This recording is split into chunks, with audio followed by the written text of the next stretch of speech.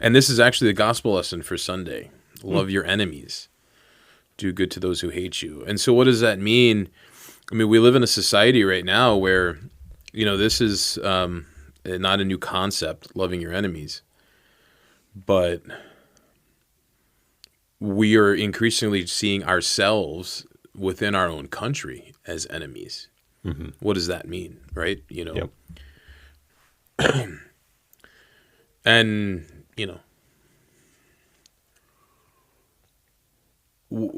Christians in our society are celebrating kind of the punishment of enemies, retribution. We see these kind of things thrown out there, and they celebrate it.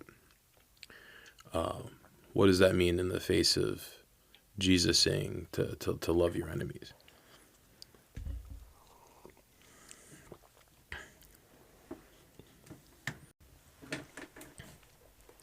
An ongoing thing where it's seeing others as less than, and kind of just that just disconnect and losing of each other's humanity. Well, and it seems like it's sad that one of the ways we unite, probably since I've been alive, I could say that uniting has been around finding a common enemy, which I think is problematic, right? Mm-hmm. I was young when the Soviet Empire, Soviet Union collapsed, but during the Cold War era, there was a common enemy our country had, and it was the Soviet Union, right? And then I'm in college during 9/11, and so you got the war on terror, right? You got, Iraq, Afghanistan, the common, there's this otherness, but that otherness has always been, aside from the Civil War and things like that, right? There. Within society, there's certainly been things within our own citizens. It's not new of seeing people, as you're saying, less than, right? Like racism, misogyny. There's a lot of marginalized groups, people who are indigenous, that have experienced that being seen as the enemy, as scapegoats. Right now, we see it with immigrants, poor. But now it's even just opposition parties that are seen as existential threats to one another, and people that are in there. So it's harsh, and it's very divisive to see one another as enemies. But to even just, as I said, see anybody as enemies. Is there a way to have unity without having a common enemy? I guess is really the question I have too. Mm-hmm. Because, like I said, a lot of the driving force politically is always this common enemy, whether it's just like a foreign country or entity, or now more domestic. Well, and I feel like in some respects, and it hasn't been a common enemy, but for some folks, not only are they looking at maybe whether it's immigrants within our own borders or other groups, but there is still a foreign enemy. Like there's still that piece of it from the standpoint of when it comes to how money is spent. Yeah. The whole idea of, America first is, well, why are we putting all this money towards these other places? And so it's not that that's an enemy, but the allocation of funds anywhere outside of our borders kind of becomes a common. That's almost the adversary, sure. The foreign adversary, as it were, for some people, is the idea that any money would go out there instead of helping people here. Mm-hmm. Now, the irony is that there's a lot of people in that group that the moment you say, hey, how about we introduce these programs that would help people, children, and then veterans, then that's socialism. Minorities, and no, can't do that. Yeah. It's like, why aren't we helping our own people first? Like, well, we try. You said no. Yeah. So we're helping some other people too. We tried helping out our people. Yeah, I think there's just coming to terms when having those conversations, there are people that just don't want to help people, period. Right. We have that in our society. Yeah, some of what you're saying are policy issues. The other divide, I think, in enemies is class. So Oh, socioeconomic sure. class, right? Like I think we get caught up in this political divisiveness of our enemies now are people that disagree with us politically, or or we get drawn into these various culture wars, right? But I think some people are seeing more of a top down divide. And again, what does that mean in this invitation to love your enemies then? And what does that look like? And this loving, and this is where it gets tricky on the other side of the equation is, loving your enemy doesn't mean that you just perpetually allow yourself to be abused either. Right. Right? There's some complexity here to, I think, what Jesus is offering us. But it's certainly not this knee jerk sense of wanting retribution, vengeance. I mean, what is that word? Schadenfreude, when you kind of take pleasure in the pain and suffering of others. I think, I think people are. I think many of us are guilty of that sometimes. Oh, Of that feeling, absolutely. like, Absolutely. but that's not the best display of love, right? But Yep. these things happen. That's reality. Yeah, and I think that's been that whole class separation definitely, I think, has fed into the moment that we're in this country from a political standpoint, because what Donald Trump really tapped into is something that had been there all along, and it just grown and grown and grown, and it's just this real distrust that so many people have for any person that has any kind of status that is viewed as better than, higher than themselves. A lot of that being within the government and the systems and things that they feel have worked against them, which in some cases that very much could be true. But that's what you're seeing is kind of a reaction to that, in a sense. Now it's still kind of interesting that the people that have been chosen to lead that, given how they have acted in their life, how they continue to be like, there's some where it's like, that's really the champion for the working class. Okay. Yeah. Yeah. You know, it's working for them, he's winning. But that's really it really is a deep seated thing. It's a dislike and a distrust for those that have more than you, that have, whether that's wealth, whether that's influence, whether that's power, whether that's, Well, I think that's been power, right? Yeah. I think Oh, for I sure. think there's people that have felt, and I think rightfully so, hurt and not helped by the very government that's supposed to have been helping them. And I think some people have come to the conclusion that, yeah, that this isn't working, or this isn't helping us, and so they just want to blow the whole system up, right? right. And they don't. And again, some of it's class, some of it's culture, but I think it's the sense of not, like not feeling kind of ostracized and marginalized by a governing class, let's say, right? Like I think that's where I think that's why they don't bat an eye with, billionaires, because I think it's the most billionaires in a cabinet. I think in U.S. history, is because they don't feel that that there's a distrust in the professionals and the authorities in government positions, right? And some of it is that I think there are segments of the population who have been abandoned, right? I think that's why they're drawn to this kind of divisive message and this retribution and revenge.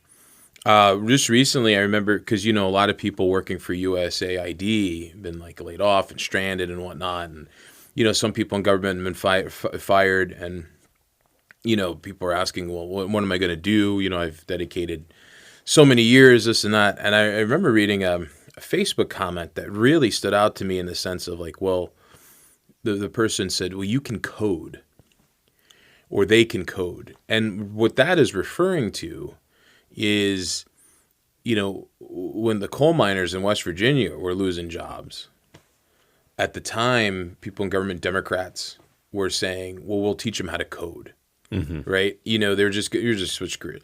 And that, I think, lacked really hearing people's pain and having empathy. And I think when I saw that comment, it doesn't justify the cruelty that I think we're seeing. When you're talking about policy decisions, how we spend our money, if we should be spending foreign aid, like those are things that we can debate. And those are things Congress has the authority to say we're no longer going to do this. I think at the end of the day, how things are being done and the cruelty that's involved in that certainly is an issue, right? And I think some of those that are not having no problem with that, I'm not justifying the cruelty, but I think it's because they feel they've been cruelly treated and looked down upon. And it's something to really understand, right? But that feeds into this divide. It feeds into these are your enemies, and that enjoyment in what seems like and feels like revenge. When in reality, workers that worked for USAID were not the ones that told people in West Virginia they need to code, right? Right. That was not them. They didn't take their job. But so we're inflicting this kind of pain on each other because we're buying into this this rhetoric and justification of, harming our enemies and seeking retribution on what we perceive to be our enemies, which is ourselves. It's each other, right? Right. And this also ties into a Christian nationalist message, I think, in justifying this, because the teachings laid out here in Luke chapter 6 about what you're supposed to do with your enemies. Pray for those, bless those who curse you, pray for those who abuse you. If anyone strikes you on the cheek, offer the other. That's seen as weak for a Christian nationalist, right? Like that's, and they want a strong man type leader. It's contrary to literally the teachings of Jesus, right? Well, and if I remember right, that's somewhat, and obviously correct me if I'm wrong, because clearly you're going to be more of the expert on this than I am. But I feel like I've heard it within sermons and Bible studies and things in the past. When Jesus is coming into Jerusalem and it's Palm Sunday, and the fact that he's on a donkey, Yeah. is and not like that. There were people who were kind of not pleased that this is the guy. Because they the same thing. Yeah. They wanted someone that was showing strength. They wanted someone that was going to come in and just kick some butt and take some names and just go and clear things out for them. And then that is what they were presented with, and they were kind of resentful of that. And yeah, well, the whole story, right? I mean, born poor in a manger, right? Like. Dying on a cross. I mean, this all seems, the Christian story is if anybody thinks it's absurd, I agree with you. It is absurd. We say it in our own scriptures that it's absurd. It is a stumbling block to Jews and foolishness to Gentiles. That's the cross, right? Like, how can, the Savior of the world, King of the universe, like show its strength by dying on a cross, right? Like that's not victory as we understand empires having victory, right? As kingdoms, victory. It's worth noting that, in Luke's gospel, where this lesson is from, Jesus forgives the very people that are crucifying him, right? Forgive them, Father, for they do not know what they do. And I think of leaders that have modeled some of those kind of teachings you think of people that have been assassinated for nonviolence, like Gandhi, but Martin Luther King Jr., right? These aren't people. Yeah, I mean, I know you could read this and think that this is weak, but it's at the same time showing I think it takes great strength and courage to do what they're doing and to do what they did. And I think Martin Luther King Jr., for example, was not permitting abuse to keep happening, but was also trying to see, but was not permitting us to dehumanize our enemies at the same time. Does that make sense? Right. Yeah. And Yeah.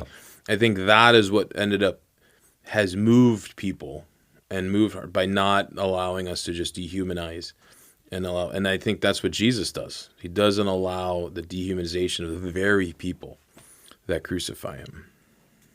Yeah. And exactly what you were saying about him, forgiving while he's hanging on the cross. I think to that and the strength that it would take. Right before you said it, I was in my mind equating with that, and you hear stories of people who perhaps they've lost a loved one. Their loved one was killed in some kind of horrific. They were murdered. It was not an accident. It was a very deliberate, horrific kind of thing, and they are there in the courtroom and they are forgiving the person who is guilty of that. Yeah. And I look at that, and I've thought about that in the past when I happen to hear one of those stories or see a video of it or something, and I think I don't know what I would do in that same situation. I don't know that I would be strong enough. Yeah. Is always how I've thought of it. That it does. It takes real strength in order to turn the other cheek, in order to forgive those who have harmed you so greatly. It's just not our traditional understanding of strength. It's by dismissing that, I think people look at strength as just very one-dimensional, and it's not. It's and the things we define as strength isn't really strength. As somebody was posting here in the comments, it seems easy, almost natural reaction to want vengeance rather than mercy and empathy. Oh, absolutely. I mean, knee jerk doesn't necessarily imply strength. I mean, that's like your lizard brain, operating. That's more of a primal thing. It takes more discernment and I think growth as a human being. Even with what we define, I think one of the things in our society right now that we have to come to terms with is, what does it mean to be a man? Because that seems to be a huge thing, where young men are being drawn and pulled into some extremist type of content and views because they're not adequately seen overall by our society at large. And we have to find ways to engage them and also give them permission themselves to be able to feel, to be able to express their emotions and feelings, and that is part of being a man. There's nothing wrong about that, and that they're not alone, and that I think one of the issues we have is that sometimes for those that want to build up more diverse and inclusive communities, there's a list of groups that we include, and I think people, and I'm not saying there's not privilege that comes with that, but I think there are people that fit in this kind of young white male category, see that and be like, where am I in this? Right. And diversity, equity, inclusion, it includes everybody, and there shouldn't be winners and losers. It's expanding, not contracting access and whatnot. And so everybody brings gifts and blessings to the table. Some people just have more advantages than others, right? Like, so I'm Asian American, but I understand that I also have a lot more privileges than other people, based on a lot of things that have been going for me in my life. Doesn't mean I even work hard. Mm-hmm. I had to work hard, but I know that I've had a head start in ways where other people had to work harder to get to the same places that I had to get to, right? Like that's the crux of it. And that's true for many of us. I kind of recognize privilege. So like we have to get to the point where you can also recognize that people are privileged, but they're also oppressed. I think that's where we get lost in that, and that's where kind of fuels the divide and turning people against each other and say this is your enemy, and giving them permission to say you can have you can enact kind of retribution and retaliation and enjoy the Schadenfreude that you're feeling. No, that's not. I don't think that's what we should be about at all. I think it's being able to acknowledge, like, yeah, there's some privilege here, but you have been oppressed. Mm-hmm. Yeah, it's just naming that. Yeah, well, and both things can be true. Again, it's multiple things can be true at the same time. Yeah, everything. With everything, there's nuance, and But that's a French word. I'll say that every Yep. time. Every time new word nuance comes up, it is a French word, and I think that's why we don't understand it, because we don't even have our own word for it. That's why it's hard for us to grasp Right. nuance. And we do. It's just we just live very absolute sometimes in our view. Strength is an example of that. The idea that, okay, well, if you are a part of this group or that group, that means either you are privileged or you are underprivileged, or you can't be part of this other group. It's like, no, that's not the only qualifier. And like you say, just because you have privilege in some areas doesn't mean you aren't actively being oppressed in some other ways. And it can be really dangerous for us, I think, to dismiss. And that's where I think a lot of this has come in. Like you mentioned, the young white males that for so long felt like they were just being dismissed and ignored and looked over. Yep. And now you're seeing reaction of that. Correct. That's where the real danger comes in, is if you ignore or just simply dismiss any group of people, you're going to see the reaction is not going to be pretty. No matter what it is. Human beings want to be along, and they want to feel included, right? And so they're going to go to the place that includes them. And if that place is a toxic place, they're going to go if that's the only space that's including them, and allowing them to, give them that space to feel what they're feeling or whatnot. And I think we need to be better at, cultivating those spaces. And a lot of it's just listening to people and feeling and having empathy for everybody. Right. Right. I think that starts with, and that I think can break down those walls and those barriers and those triggers that want us to naturally have enemies. Right. Right. We really need kind of wholesale societal de-escalation and kind of offer a vision where there doesn't have to be winners and losers. Right. I think that's the problem too, is that, even for those that want to work for justice, I think there is a sense of still winners and losers. We don't have to have that. I mean, that's certainly as a Christian, as a pastor, I don't think the kingdom of God is about winners and losers. It's a leveling out of the world order, as broken as it is, but there's not winners and losers in that sense. And I think we need to live into what that looks like more. Mine just totally went blank. Like I was leading up to something, and it just completely left me. Oh, I hate when that happens. Okay, well, apparently that was my brain just saying, that might have been a good idea, but let's go down a different path. Wow. I've had too much coffee already for that to be happening. It's not too early here.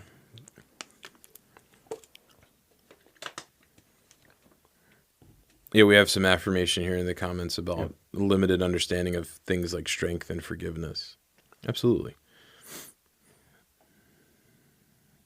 And those things, just be careful. We need to be careful too, because these things can also be weaponized by the very people that are hijacking Christianity and weaponizing it to make it about winners and losers, and to obsess about perceived enemies. You can take a passage like this and use it for victims to always stay with an abuser, for instance, right? You need to forgive them. You just need to pray for them, right? It says it right there, pray for those who abuse you, right? That can be weaponized and abused in ways that can actually push further an agenda that is grounded in Christian nationalism and whatnot, but not for the strong man in the situation that's looking to divide and to dehumanize, right? It's for the victims. Mm-hmm. You just need to pray for them. Right. Yeah, I It's to keep them. It's to kind of keep the boot on their necks. Mm-hmm. and I feel like for me, the more that I try to understand, and I'm definitely still struggling with it. I catch myself many a time just having knee-jerk reactions and the thoughts about people that I disagree with on different things, or I might just disagree with things that they are saying or doing or what have you. And I've really tried to just to be more interested in unpacking what's behind all of this. Mm-hmm. What has led up to this? What are the preceding chapters in their life that would have them feeling this way, thinking this way, acting this way? And sometimes it's really helpful. Other times I'm still at a loss. But it really can help. I had an instance a little while ago where I was having a disagreement with someone, and really a good friend. It's not like it was just some stranger, and I like a good friend, and I know they've had some stuff in their past. And as I slowed down and just kind of processed everything before I would react, I said, I almost wonder if some of the things that I know from their past, is that impacting the level of their response, their anxiety, everything else that I'm seeing right now. Is that kind of they're viewing it through this totally different filter that I can never truly understand. So do I need to approach it with a little more grace? Do I need to just be aware of that? Yeah. Rather than just dismissing it and going, they're kind of blowing this out of proportion. Yeah, I think that's what having being in a relationship with people will do, right? And not retreating to our own silos. I think we've been in echo chambers and silos that are unhealthy. And so what happens when we do that in a society that's increasingly more and more divided, we then make caricatures of each other in the worst of what we assume. So then we encounter somebody in our lives that aligns with the ideology that is the character, So we assume that so this person believes X, Y, and Z then, and that's why they're, well, that might not be the case. They're coming to a conclusion or coming to support something that is completely anathema to you may not be for the reasons you think. Again, that doesn't justify those, the conclusion, but to understand how they get there, I think, is important, and can cultivate relationship and also break down the wall where you assume that person's your enemy and that person is the caricature that we kind of conjure up in our minds, that they must believe all these things, right? And it doesn't. I mean, sometimes for some people, it could be a matter of feeling like I need a place to belong. Again, it's that belonging thing. And it's like I can really get a lot of community if I enter in to this community here, and adopt this ideology, so to speak. Or, somebody has an experience in their life and they, and it's about a particular issue. So it doesn't mean it's about these other issues that you might have in your head, right? Like, how could they support this, and that? When you talk to some people, it's like, oh, I don't support this or that, but this issue is really important to me, right? And then, I hope I'm not being too abstract, but I'm trying to. Well, yeah, that's. Well, I talked about it before, where, after Donald Trump was first elected back in 2016, and then leading up to the next election in 2020, and you would see some people that would, and I wouldn't allow myself to fall into that. Well, I can't believe this person, clearly they have expressed that they support him, they're voting for him again, so that must mean that they also believe X, Y, and Z. Yeah. I found myself falling into that, and then I went, that's not true. I know this person. I know they don't. And so it became more of, okay, how do I approach this, is rather that curiosity of, well, I wonder what it is In their certain instance, from what I know of them, I bet it's because of this aspect of, what he brings to the table. It's a desire to shake things up, whether it's government efficiency or whether it's from a business standpoint, or it's beneficial for in this area, or they feel really strongly about this particular issue, and he's the candidate that aligns better with their views on that, and that supersedes anything else in their thought process, like whatever the case may be. And I'm only able to do that really well with the people that I have some kind of relationship, some kind of connection to. And when it's just a stranger, it becomes the caricature. It's like, oh, well, clearly they believe this, this, and this, and which is silly because, no, I know that's not the case because there are people in my life that I know who they are as a person. I know how they feel about all these different issues. And it's not just, you can't just paint with that broad brush. And I really kind of look back and wonder how my interaction would have been, with this friend that I have, that how it would have been if I didn't know the person, if I was having that same interaction with someone that was a complete stranger to me, and I didn't have a peek into their own history and know a little bit more about them. I probably would have said, "Wow, they're being just absolutely ridiculous and unreasonable and over the top." And you don't know the preceding chapters. You don't even know the preceding page in somebody's life. Even if you do know them very well, you don't fully know every single aspect of what they've gone through and what they've lived with. And so it really is, it does fall to each of us to kind of explore that. And well, it's the curiosity piece that I think that you're bringing up here that's important. It's having curiosity. Again, none of this justifies things that are happening that are horrible and unjust and that are right, when it gets down to right and wrong. But we have to be able to, as you're saying, see people and be able to find entry points into having conversations. And it does take a two-way street. I mean, hopefully there's also curiosity about the conclusions, people that support an opposition party, come to, or have a different political ideology and whatnot. I think curiosity about one another can break down some of those dividing walls that we're seeing stoked in or built or propped up in our society today. yeah, And I think that can go a long way. And then, hopefully that conversation can kind of penetrate those echo chambers and silos that we keep putting ourselves back into. yeah, for sure. Yeah, because I feel like in so many areas now, if you would come out and say if you are part of a group, like there's some very divisive topic and it's you're having a conversation with someone that has the opposite view of you or a very different view of you even, and you sit and you talk with them, you have that conversation, you listen, and if you publicly say, I don't fully agree with it, but I can see how they came to that conclusion. Yeah. I kind of have an understanding of why there are some people that would be behind you that are, quote, on your side on that particular issue that would suddenly be like, well, you're not truly part of us anymore because you took that step towards the other side.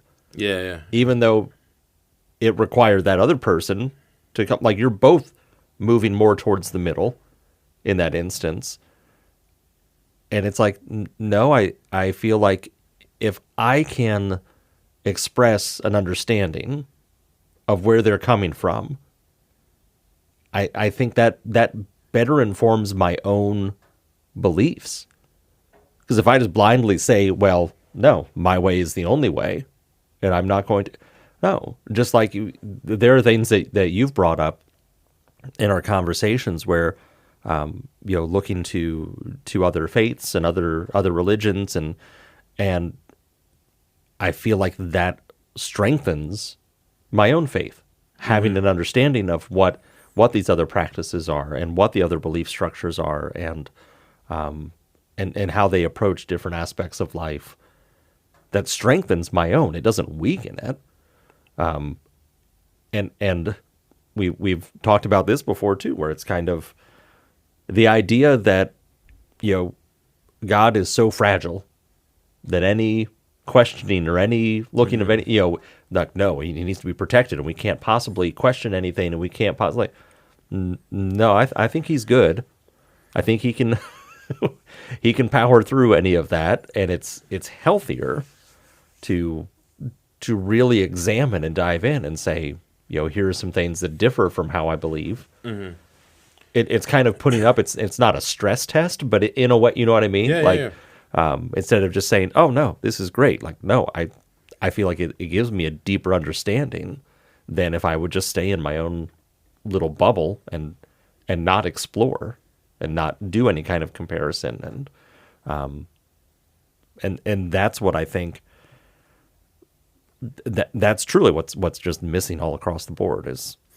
Well, I think, but it goes in that sense of like strength, the ideas of strength and power and dominance, the need to create enemies, the need to have dominance over enemies. All of that comes from, I think, an ideology that is insecure, a belief that's insecure, right? That if you're secure in your beliefs, you can handle a diversity of thought in the world, different perspectives. When you're insecure in your beliefs, then you have to eliminate anything contrary to your position. Anything contrary is your enemy. I mean, that's really what we see happening here. And then we're not also going to spread our message by persuasion. We're going to spread it by force. That's the kind of the crux here. It's actually a weak. It comes from a weak belief system that has to dominate by force, by division, and then domination. Yeah.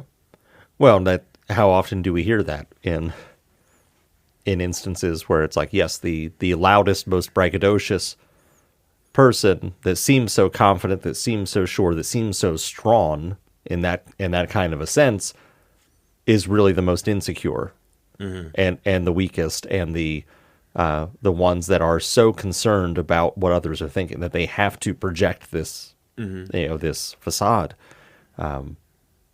Yeah, it's so true. And it is something that I think I still struggle with it. Everybody struggles with the idea of, okay, this is what I believe, but then you start to chip away at things. It's kind of scary. It'd be like, you're standing on you're standing up on a bridge way up high, and then you're like, you know what? I want to see how sturdy this bridge actually is, and like you're doing things, hitting against it and testing it. Like, there's a chance that what your beliefs are, what you've based it on, like, it might not be as supportive as you really thought. And if you had just left it alone, you wouldn't realize it. You'd feel better. Yeah. But the reality of how secure you are, how supported you really are on that, it wouldn't change. It's just how much you understand it. It's like, in a cartoon, a character goes running and they go off the edge of a cliff. They're all fine until they look down and they go, oh, okay, now there's an issue. And they actually fall. But yeah, it's really scary to do and can take you down some weird rabbit holes at times and weird contradictions in your brain that, trying to keep those things all straight. But I think it's necessary, really. Like I just can't imagine for myself, and maybe it's just how my brain works. Like I've just always been curious about how things work and why people are the way they are. I'll sit and watch a TV special all about how, like that show, How It's Made. Like, yeah. I'll watch episode upon episode of shows like that. I have no interest in how they make thimbles. Like I couldn't tell you the last time I ever thought about it, but that's just how my mind works. Like, I'm just kind of curious. Like, I see something, I go, huh. Like, I want to know the story behind it. I want to know what went into that. And it's just, I feel better when I know some of those things. And I find enjoyment from learning that. But yeah, turning it around on yourself can be a little tricky. Absolutely, yeah. Absolutely. How are you doing on time? Oh. Uh. Yeah, I still got a little more. About another 10 minutes or so. Unless you want, if you want to call it now, we can No, call no, it no, now. it's fine. Uh, you have any questions about this conversation? Loving our enemies, dealing with division in our society.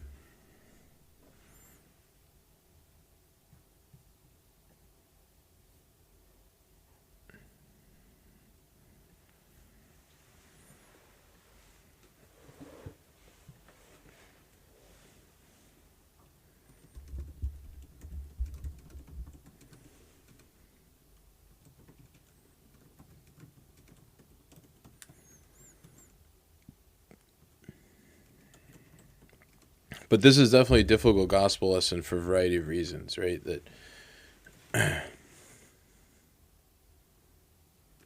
So in the text, what do you think of the phrase "turn the other cheek"? That's a very good question.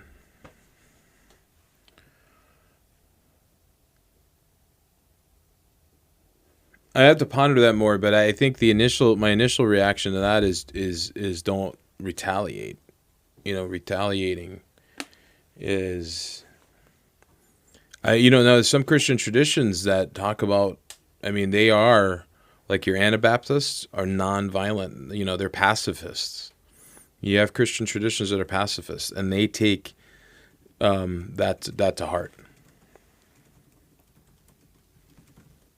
Yeah, nonviolent resistance. That's exactly what I think many Christians have interpreted that to mean. Another comment saying, working in a very politically divided congregation, I find that they agree a lot. Yeah, there's a lot more common ground even in our culture today than we realize. And I think we need to find that common ground and nurture those relationships to be able to see each other as people. And I think that's a way out of some of the divisiveness that we're experiencing right now, the toxic divides. Because when we could put names and faces and understanding that these are our neighbors, our friends, our family, I think that's helpful.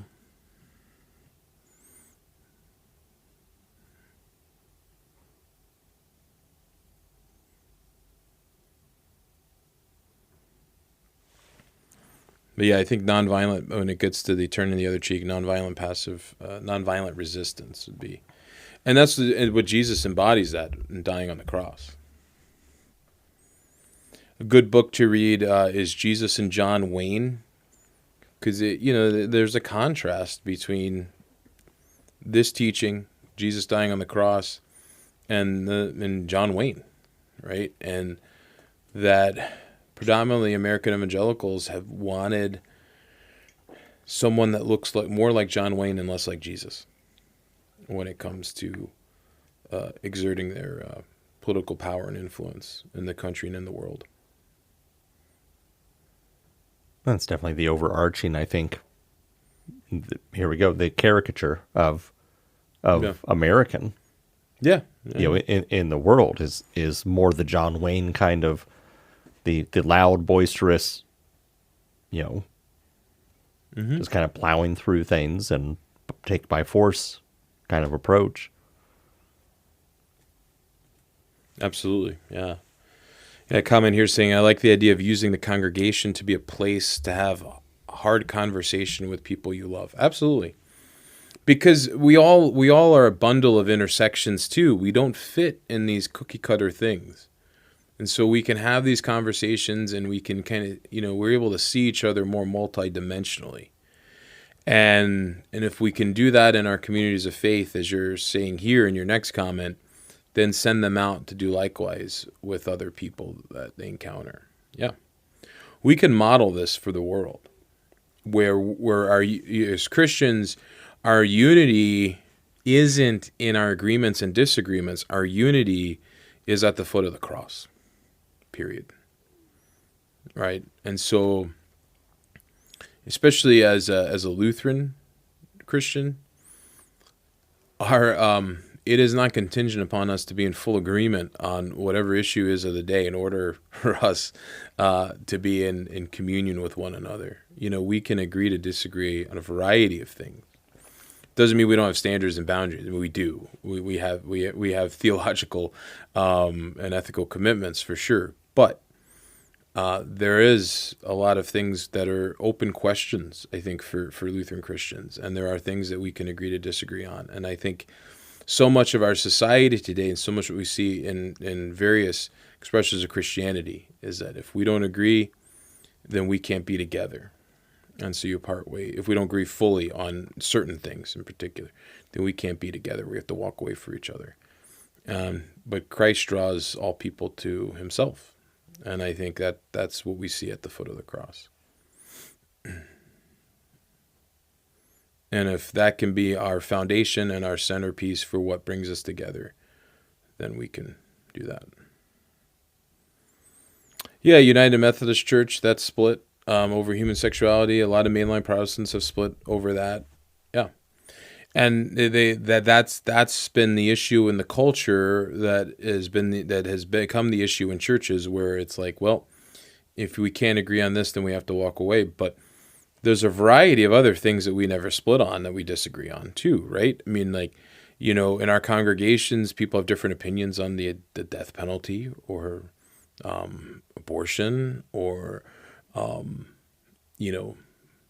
various policies towards social programs, and to say nothing of other doctrinal things, of sacraments and creeds and things like that. But then, we can stay together with those. But then, something like that has to have visible division or unity. That has to become that. And I understand that some of that is tied to how one interprets and views Scripture. But I think a lot of that is how charged it is within the culture that has pushed, that has made it a line in the sand for denominations. Yeah, that's a good comment here. I believe, I genuinely feel like the real problem is an unwillingness to worship intention. Yeah. Yeah, to be a community in tension, a community that lives into the sense that, hey, we can agree, and we agree and we disagree. And then they follow it up, and human sexuality is more than a disagreement, but a tension point. Yeah. And there are congregations that have gotten, like my congregation went, before I got here, went through a split over that issue, and not everybody that stayed has agreed, but we have navigated through that tension and navigate through other tensions.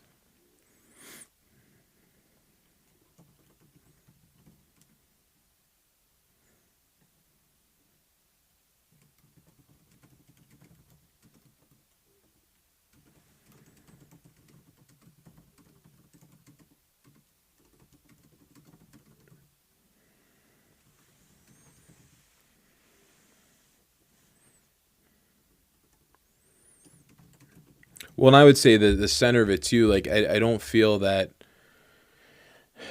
in my congregation I make because there are congregations that do that. There are pastors that do this. They make the political issues and the culture wars like the centerpiece of it all. It's not that the proclamation of the gospel doesn't touch upon those things. It certainly does. But I do my best to ground all of it in what it means to follow Jesus and to embody the teachings of Jesus. And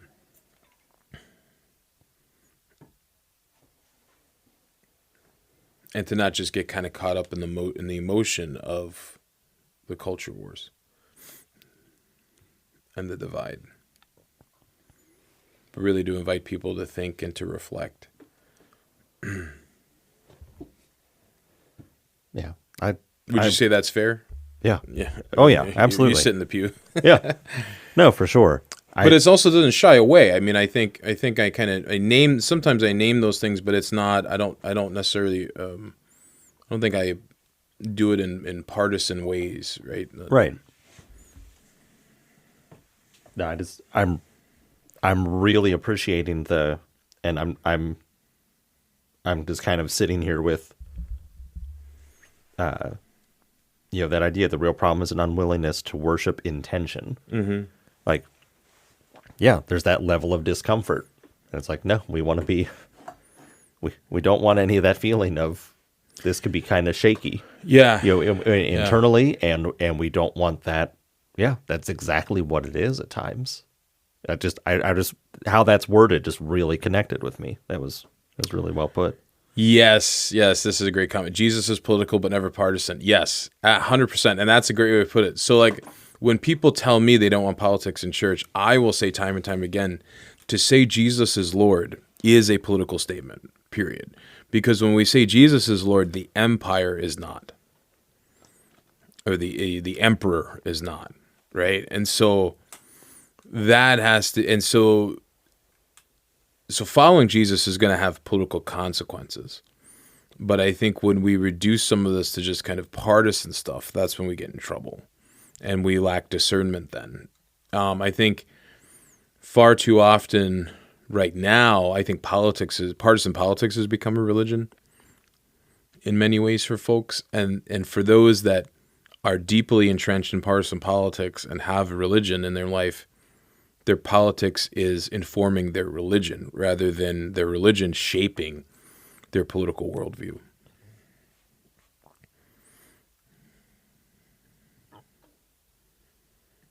So yeah, absolutely. That's spot on. And that's what I do my best to embody. Like last week, it was Luke's Gospels, the blessings and woes. And, blessed are the poor, woe to you who are rich. We are living. I didn't shy away from naming the fact that we're living in a society right now that worships the wealthy and sees them as saviors and messiahs. And that is problematic. Is following Jesus to use vouchers to steal from public schools? No. That is not following Jesus. And I think damaging public schools, so this gets into some policy stuff, right? But like I would say, so I'm not sure if I'm speaking with the authority of a pastor here, but this is personally, I would say that damaging public schools, and particularly disadvantaging children with disabilities is not, is just, I think it's an injustice. Why does church do it? So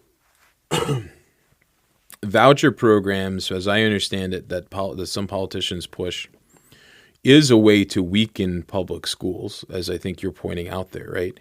Not just to private schools, not private religious schools, but I believe even charter schools, right, Daniel? From what you understand? Like, so they could be secular charter schools. But I think a lot of that is to what ends up happening, as I understand it, or what will happen or continue to happen, is that will weaken public education. And private schools don't have to honor things like IEPs or accommodate children with disabilities. And so you're going to take resources out of public schools and have more kids that have special needs in public schools with fewer resources. And that's a problem. I think and so this is another good comment to your addressing this voucher thing. It's modern segregation. Absolutely. You go back in a lot of the backlash that we see in our society today stems from desegregation of schools. I mean, you can even trace back to when abortion becomes a cultural part of the culture war. I think it becomes a rallying point because there needed to be an issue following civil rights, and a way of addressing that. I think really some of it is whether people are conscious of it or not. I think some certainly are that are behind it. I think the modern segregation that voucher programs do is it's a way to create the segregation and trying to do so in legal ways. So religion is hurting society. I guess that's a question. Some expressions of religion are hurting society, but you also don't need. Remember, like part of what we're seeing here are it's a multifaceted tent of people. There are it's not a question. So that's a statement, right? Yeah. So but what we're seeing here is a multifaceted tent of people together, right? Some folks are just that are kind of united behind these movements are just nihilists. And they're maybe more amoral than immoral. They're not religious at all. They just want. Some people are behind these type of actions because they want money and power. Some, do want to exert their influence, whether it be a religious ideology or otherwise. But it's not just that. I mean, there might be a time where we have a post-Christian right, and it's going to be hard. It's going to be horrific too. So. I wouldn't boil it down just to that. And I would say that, some would argue that Christian nationalism is really more of a political ideology than it is a religious one. It uses religious language and religious imagery to promote a particular agenda. But I think there's because there's been regimes in the world that are not religious and oppressive. So anything can be weaponized. I could also say that, I don't think science inherently hurts society, but when it's weaponized, it does, right? If you weaponize science, you get nuclear weapons, and that has harmed people, right?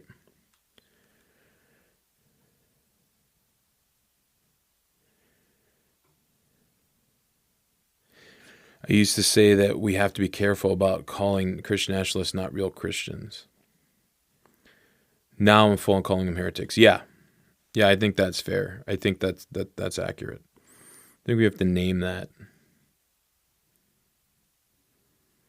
And I understand where you were coming from, because I think when I was I have a lot of connections with people who have undergone deconstruction, and I know one of the harmful things that can be said in reply when people share their kind of church hurt and their trauma is like, well, it's not all Christians, right?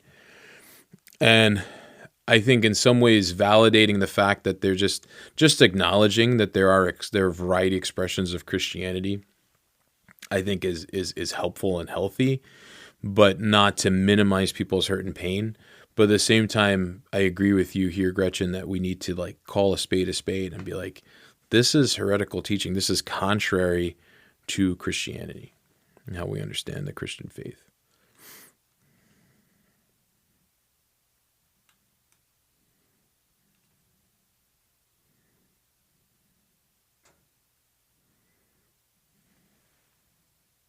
So what will religion do about it? This goes back to the question of the weaponization of various things, including religion. Well, I think religious communities do stuff about it. We don't always get the same press and attention. Some things break through.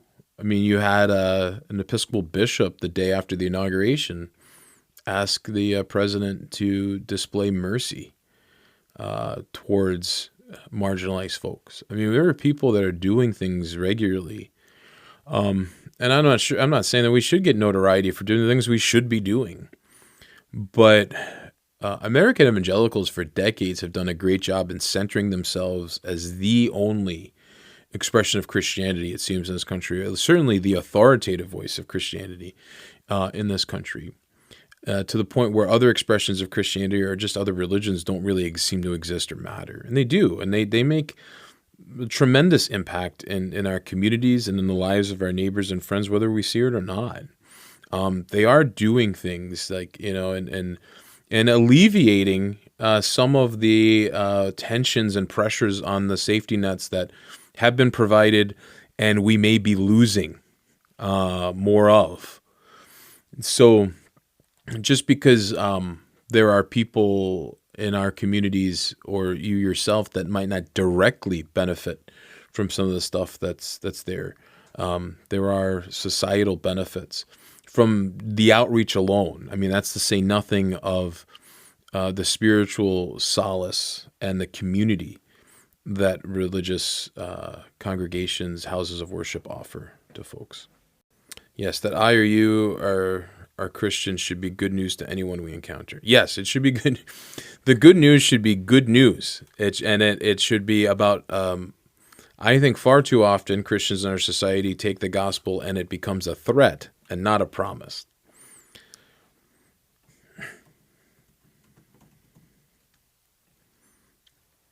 And filled with the promise that we know of the good news, we should do nothing else but to spread joy and love in the world. Right? I mean, it should fill us with such joy. I think if we're in communities that only feed us with fear, I think that's a problem that's contrary to what the gospel is.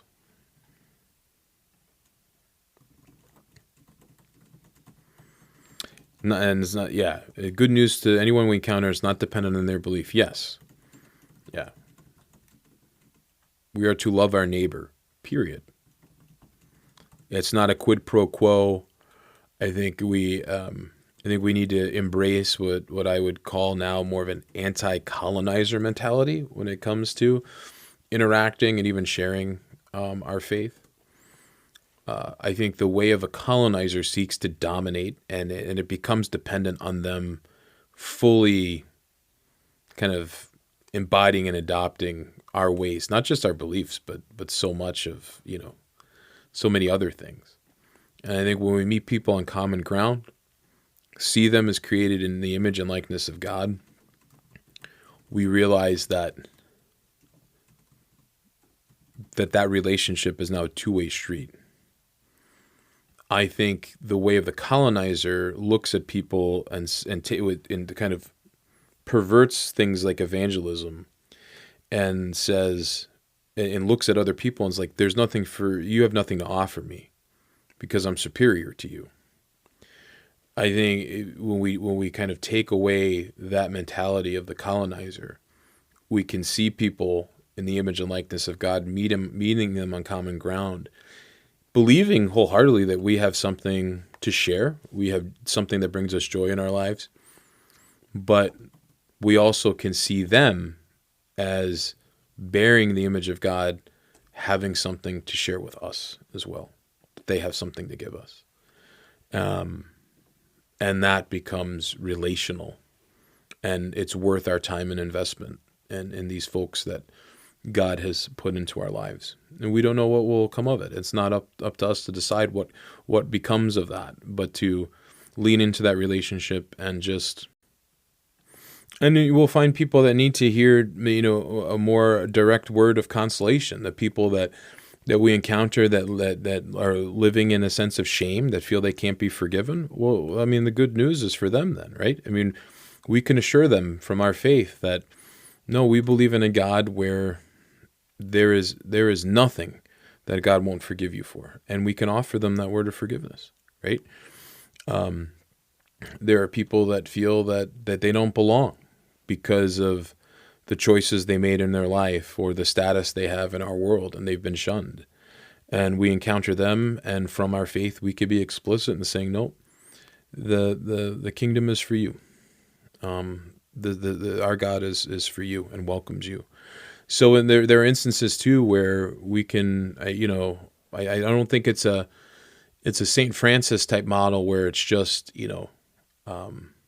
preach the gospel at all times it's necessary to use words. I think there are times where it's necessary to use words, and people need to hear it because they're in kind of places and spaces where they need that assurance. They feel that they're living in a world that everything is permitted, but nothing is forgiven. It's one of my favorite quotes. And to be like, well, there's forgiveness here, even if you feel the world has shunned you. You can find kind of peace and love here. So yeah, absolutely.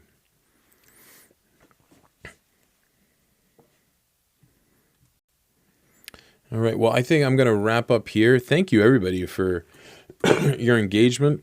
We try to hop on here. Me and my partner in crime here, Daniel, try to hop on here once a week. Doesn't always work out that way in the new year here, between illnesses and kids having delays or snow cancellations and things like that. But we try. So hop on, and we'll see you guys soon. And that sounds like invitation and not coercion. 100%. 100%. Yeah. 100%. It is an invitation. It's not supposed to be coercion. Our goal is not to dominate people. It's to love them. All right, guys. Well, thanks again for being here, and we will see you all soon.